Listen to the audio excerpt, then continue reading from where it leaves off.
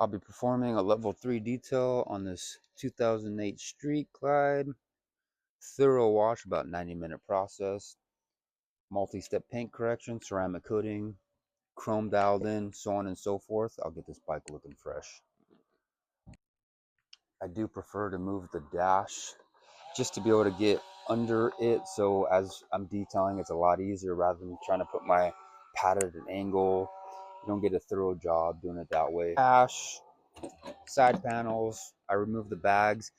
If the wiring is complicated and it's not easy to remove like that, honestly, I won't fuck with it. I'll leave the bag on.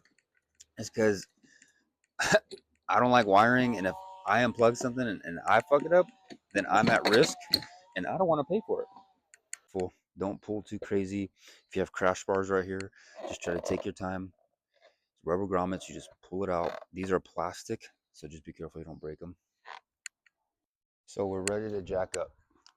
Just be very careful. There's a lot of guys, oh, you can just stand up and do it. I prefer not to with these heavy ass bikes. I leave the kickstand down on most bikes. On Dynas, you have to put it up. FXRs put the kickstand up. Some Sportsters, you can't even jack up. Take a look at the frame. If it's clear, make sure the bell's out of the way so you don't smash it. If they have a bell under there, and start jacking up, just be careful. I've been doing this so long, it's just second nature now. But once I jack it all the way up, this is a Harbor Freight jack, motorcycle jack.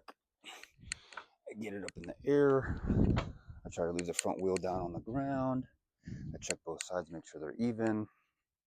Come up to the front, make sure I can lift it up a little bit, spin the wheel, perfect. That's it.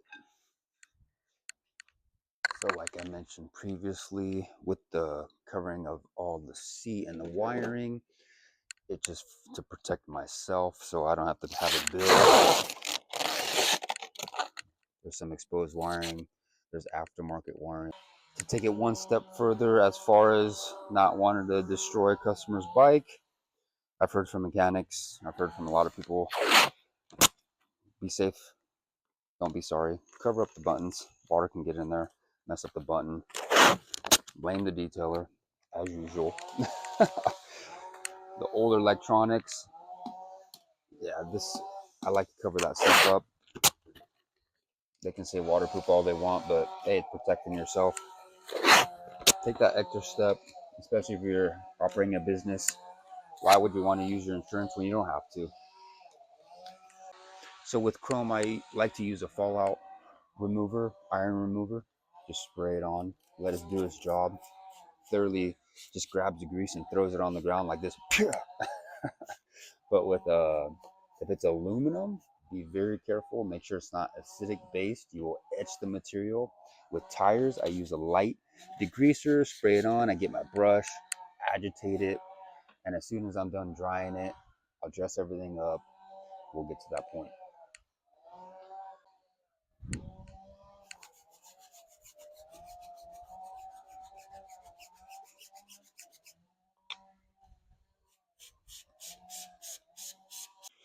So after I suds it up, I let it sit for about a minute, let any grease or grime hit the floor, and then I start to agitate the paint and then wash her off. Now for the drying process, I'll be using a Master Blaster compressed heated air. Let me turn it on for you guys to get an idea of what I'm doing.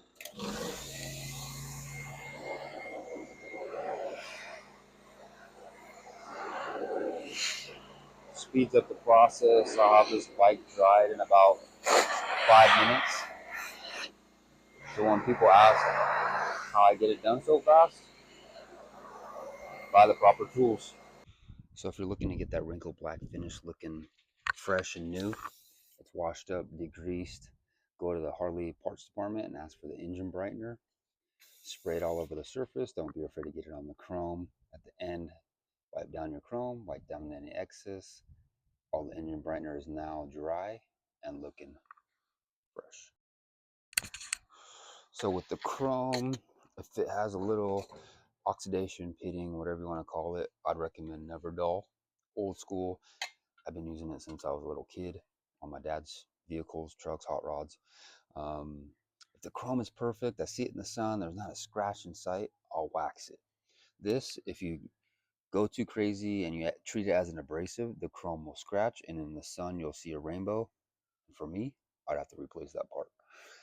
So if you have a customer very anal on his chrome, if it has pitting, just go over a little lightly. Don't be aggressive with the never dull, because this is an abrasive.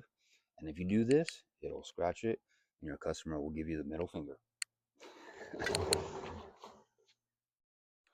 So throughout my videos, I will explain more in depth about polishing. I've been doing this for about 12 years, and I know what combos to use right away on the Harleys. That's why I get it done so fast. CVOs, I go way more aggressive just because that paint quality, the clear coat is a lot better, and I'll use different products. On the older 08s, I use the 3D1.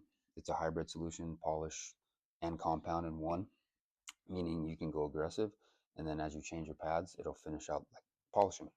Um, for me, I start with the polishing pad, microfiber. I know what I'm doing. I've done it in the past for so many. You've seen all the videos. Beginner, start with foam. Start with the least aggressive, and then move on up and then figure out your combo. See what works for you. Take your time. You'll see in the video, patience, patience, patience. Like I said, as we progress and I start doing more of these videos, I'll show you more in depth of how to get that cut faster and removing less material as far as clear coat.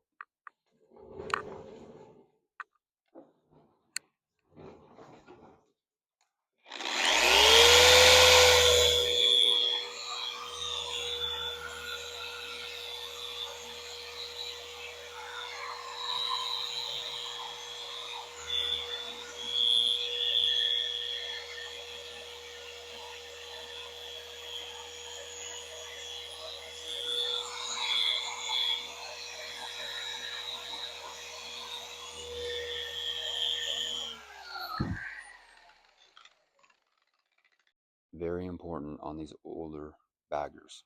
The fiberglass, that's from touching the surface for about a second with the microfiber pad. Foam pad, gentle. Yeah, you'll call me going, holy shit, I've gotten calls in the past. Start polishing. That's why you start with the least aggressive method. Older bikes, take your time, least aggressive method.